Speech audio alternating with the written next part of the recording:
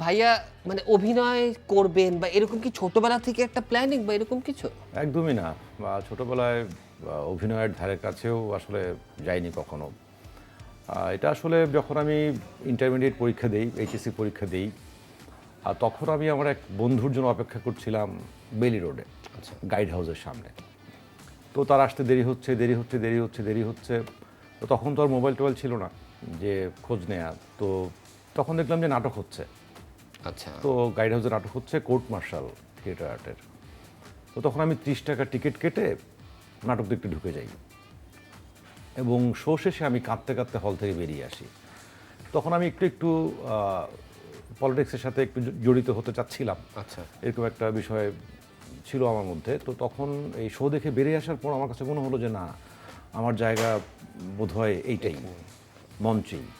তো তারপর আমি থিয়েটার করা শুরু করি। তারপর তো আজ পর্যন্ত আমরা পেলাম, যাক আলহামদুলিল্লাহ। AKS অর্জন করলো গিনেস ওয়ার্ল্ড রেকর্ডস।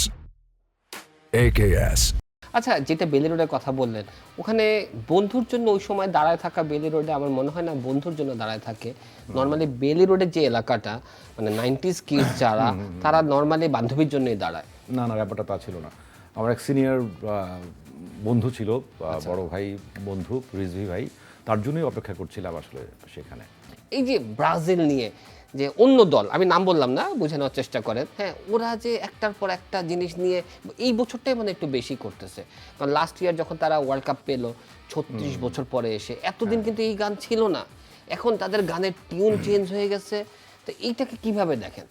আসলে একটা পর্যায় পর্যন্ত দুষ্টমি, ফান, একটু খোঁচাখুচি ঠিক আছে, মানে এটি তো মানে খেলাটা তো একটা আনন্দের একটু উপলক্ষ, এটাকে ঘিরে মানুষ নানান রকম আনন্দ করবে, মজা করবে, এটা ঠিক আছে। কিন্তু মাত্রাতিরিক্ত যেটা অনেক সময় সীমা ছাড়িয়ে যায়, মানুষকে হার্ট করে, মানুষ কষ্ট পায়, মানুষ অসম্মানিত বোধ করে, এই জায়গাটা হয়তো ঠিক না। কিন্তু এমনি দুষ্টমি, ফান হতেই পারে।